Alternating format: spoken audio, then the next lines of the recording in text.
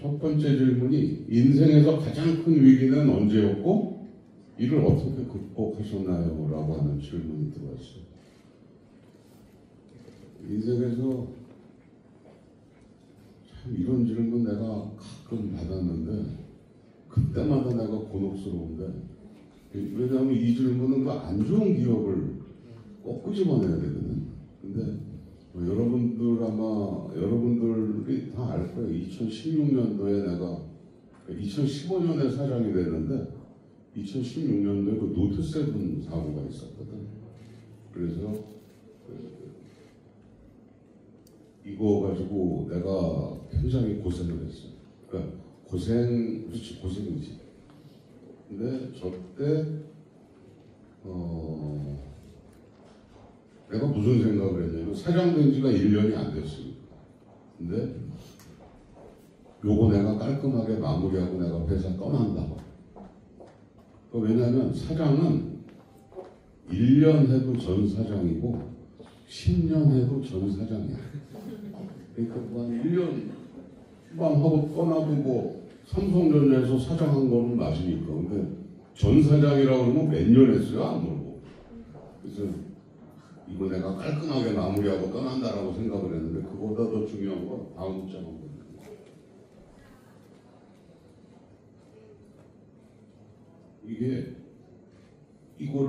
이 사고가 터지고 난 다음에 이거를 왜 이 일이 터졌나라고 막 분석을 하는데 임원들이 서로 손가락질. 왜냐면 이 책임이 자기한테 너무 품질 쪽하고 제품 기술이라고 하는 데는 그 배터리 검증을 또 담당을 하는 게 또 제품 기술이고 검증부서 마지막에 그 품질 챙기는 품질 보증팀 이런 데가 막 서로 싸우는 거예요. 내 앞에서. 그래가지고 내가 사장 되고 나서 그렇게 소리 지르는 사람이 아닌데 책상을 치고서 야단을 쳤어요. 그러면서 야 니들 손가락질을 이렇게 하면 이 세 손가락이 니들 가르친다. 절대 손가락질 하지 말라고 그러고 그 다음에 이거는 사장인 내 책임이니까 이 일로 당신들 자를 일 없다. 절대 이 일로 여기 앉아있는 사람 내가 안 자를 테니까 그리고 이 책임자는 나야. 너희들 잘못한 거 없어. 내가 잘못한 거. 그 다음부터 이제 안 자르겠다고 그러니까 이제 안심을 하고서 각자 맡은 일을 이제 해나간 거예요. 근데 이거가 저 때만 해도 제가 사업회장 사장할 때 국내외 합하면 한 12만 명, 13만 명 정도 내가 책임져야 되는 사람들이 해외 공장까지 다 포함하면 국내는 한 2만 명 정도가 있어요. 사장 내가 주관하는 회의를 하면 그 내용이 거의 다 나와. 이 세상에 비밀이라고 하는 건 없어. 그걸 내가 알기 때문에 하다못해 사장이 야, 이 이야기는 좀 바깥에 안 나갔으면 좋겠다 그러면 이 이야기는 사장님이 바깥에 나가지 말라고 했다. 이 얘기까지 내가 그걸 알거든. 왜냐하면 나도 사원부터 해서 하나 단계 올라간 사람이기 때문에 그게 뭐 비서를 통해서 나가든 누굴 통해서 나가든 얘기는 무조건 나가. 그래서 그때 이 회의실에서 하는 모든 기록은 영어하고 한국어 두 개로 만들어요. 전 세계의 모든 임직원들이 전부 다 알게 해요. 회의실에서 회의하는 내용을 전부 기록해요. 그리고 영어 버전하고 한국어 버전 두 개로 항상 만들었어요. 전 세계 그리고 다 내보내요. 투명하게. 그 다음에 책임은 내가 진다. 그러니까 transparency and accountability. 이 두 가지 키워드를 내가 딱 제시를 했어요. 그리고 이거를 진정성 있게 일을 마무리를 내가 해나가지 않으면 절대 이게 안 된다라고 내가 마음을 다시 그래서 일주일 정도 집에도 못 가고 있었는데 그때 28층에서 이렇게 일주일 만에 이제 집에 좀 가려고 엘리베이터를 이렇게 탔는데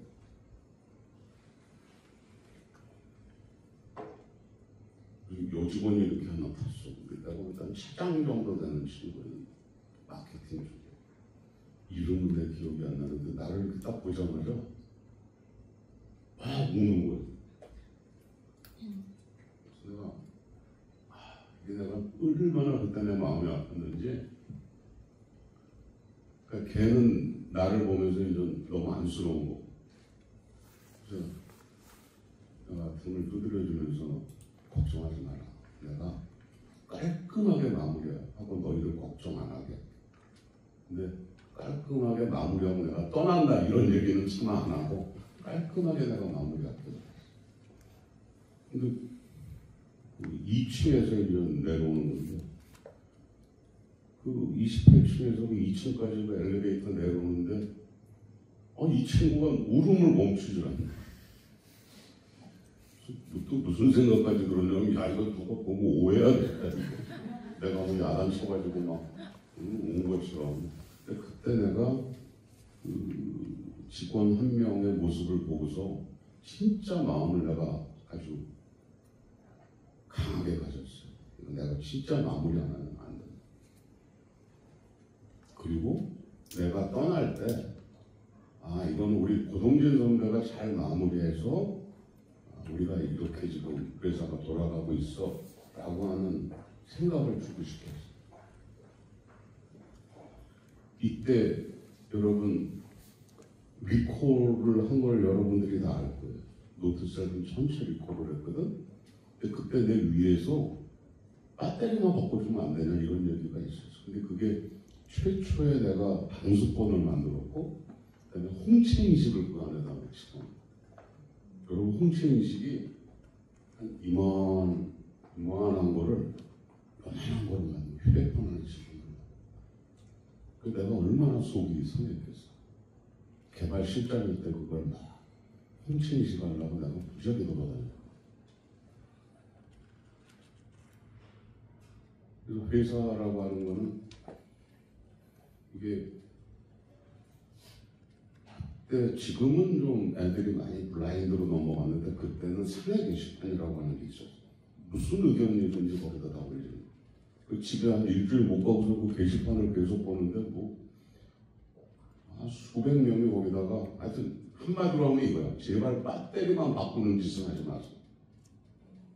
전량 리콜해 주세요 사장님. 그냥 전부 다 그 얘기하면서 내가 위에서 이거 배터리만 바꿔주면 안 되냐 어쩌고저쩌고 내가 그 사원들 게시판을 보고 전량 리콜하겠다 결정을 했어.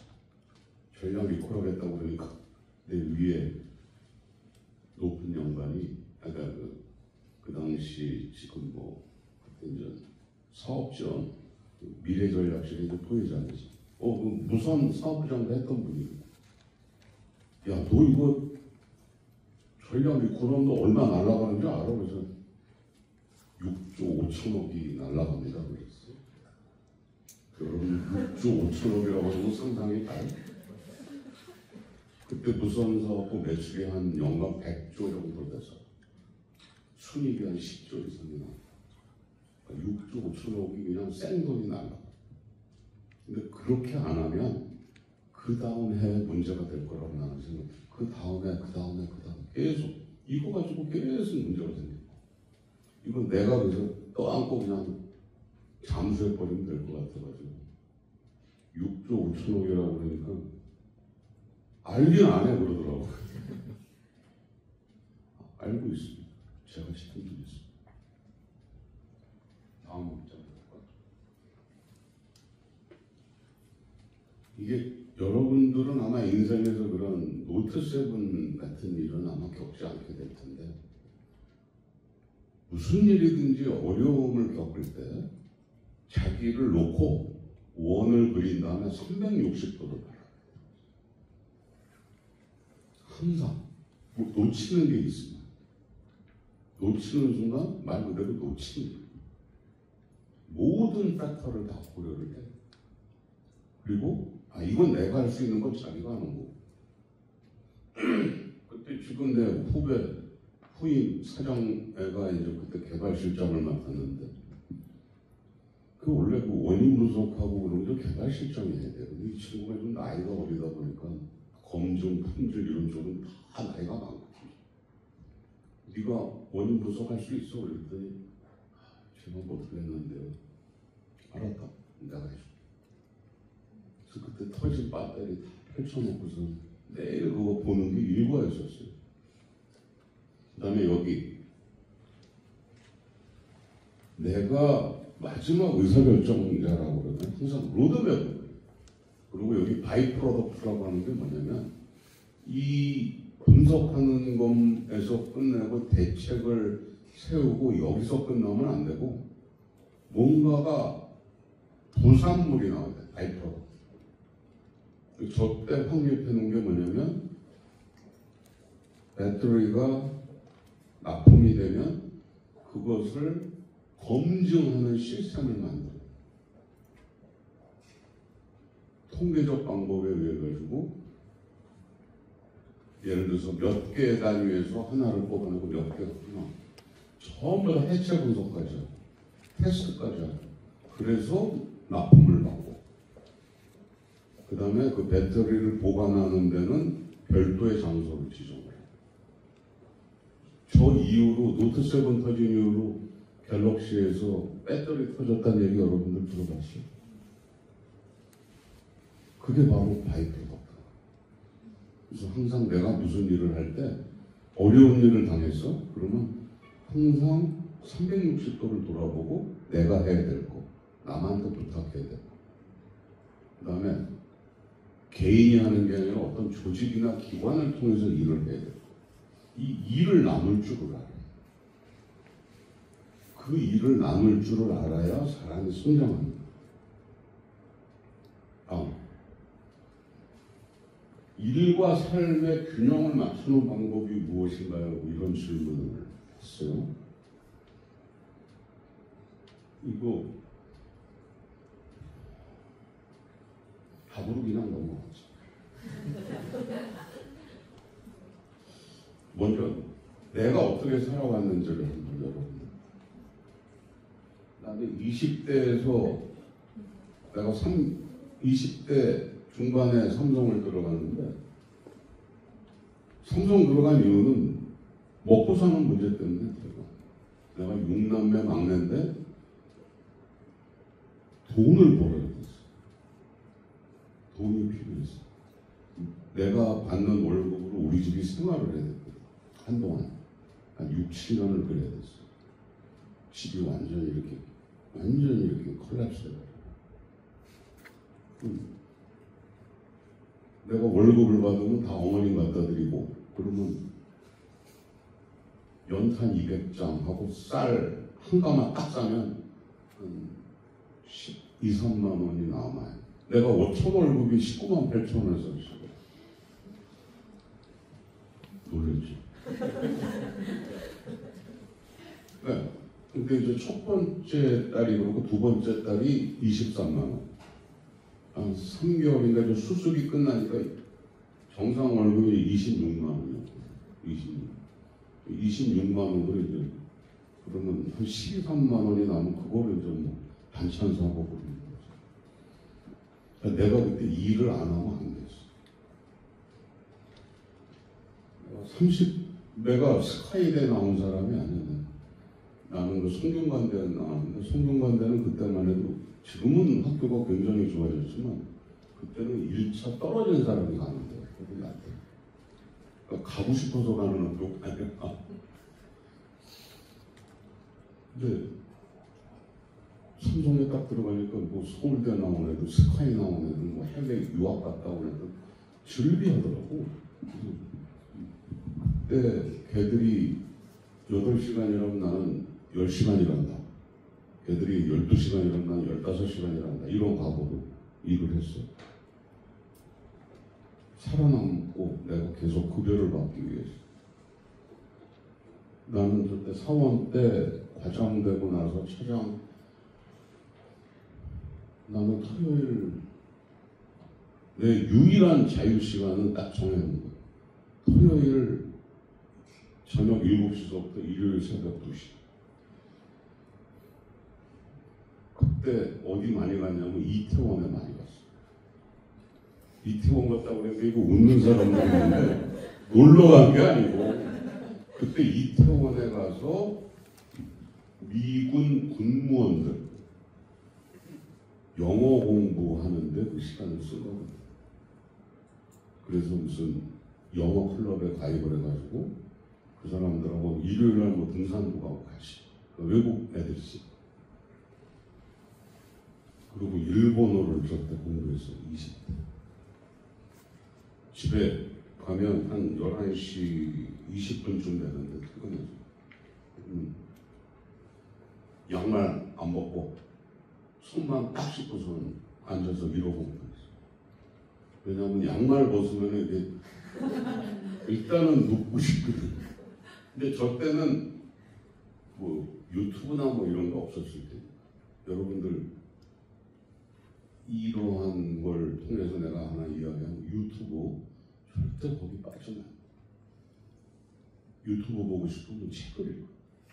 유튜브는 우리 뇌 구조에 아무것도 안 나. 동영상이 원래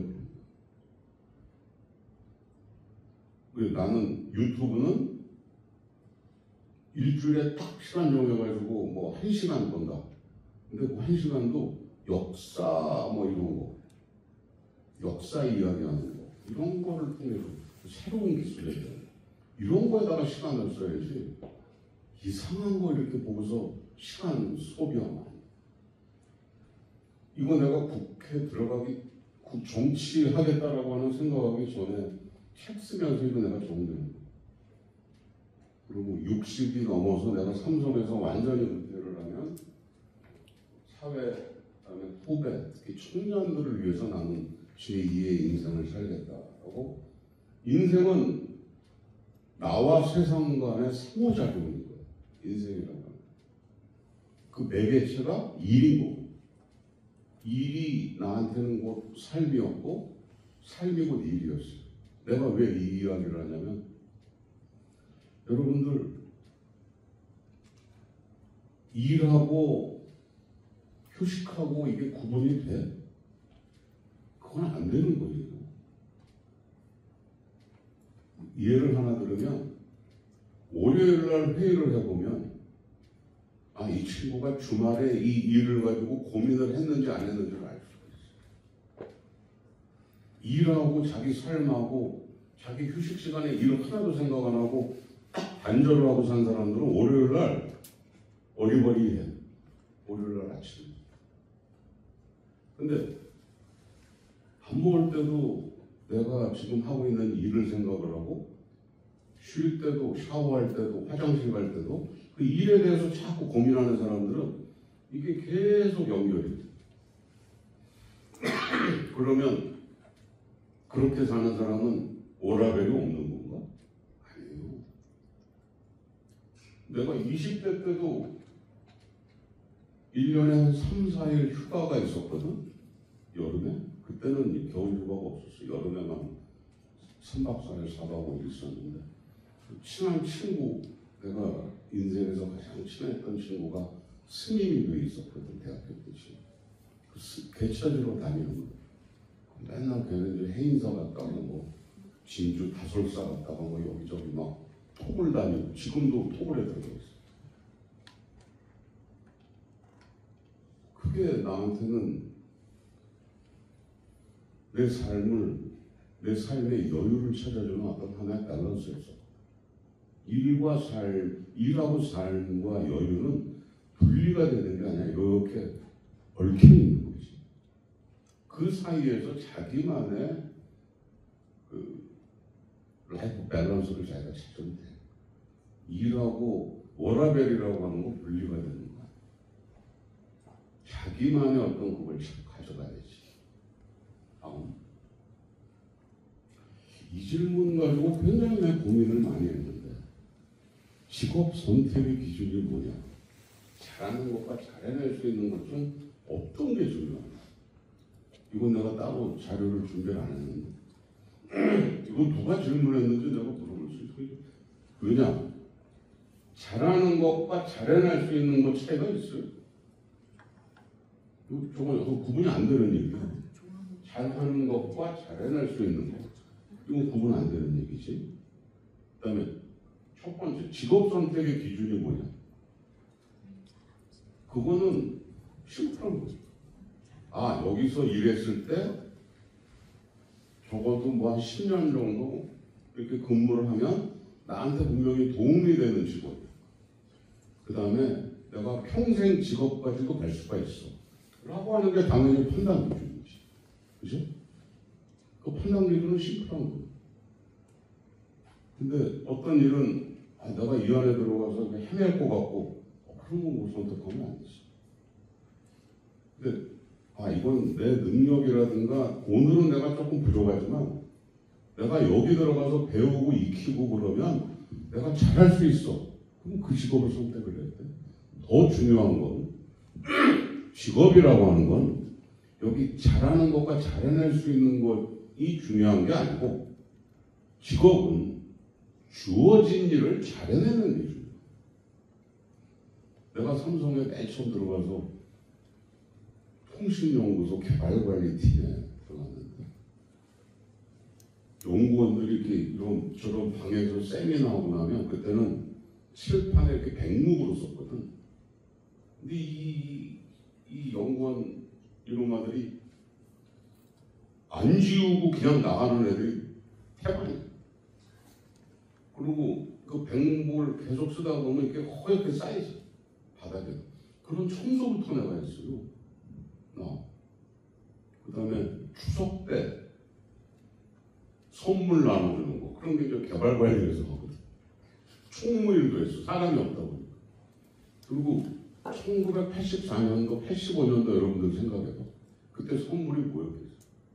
조미료 설탕이거든. 10kg짜리 조미료, 10kg짜리 뭐 설탕. 그거 다 날라야 돼. 2.5톤 트럭에 와가지고 뭐 한 300봉지 이렇게 내려놓고 그러면 그 건물 안에까지 먹으면 나 그런 일, 나 여권 발급 들어갔어. 일은 주어진 일을 잘하는 게 중요해. 그렇게 일을 하다 보면 쟤는 뭘 시켜도 잘하는구나 라고 그게 윗사람 눈에 띄는 거예요. 그러면 그 사람한테 더 많은 일을 주는 거예요. 지금 내가 무슨 일을 하고 그건 상관없어요. 일은 뭐든지 잘해요. 단 직업을 처음 선택할 때 내가 관심 있고 내가 조금 더 재미있게 할 수 있고 시작은 굉장히 좀 험불하더라도 내가 몇 년 뒤에는 잘할 수 있는 거. 그렇게 하려고 그러면 영어도 잘해야 되고 제2외국어도 자기가 가지고 있어야 되고 물론 그때도 내가 산업공학이라는 거 여러분들 아는지 모르겠는데 산업공학이 수학하고 통계예요.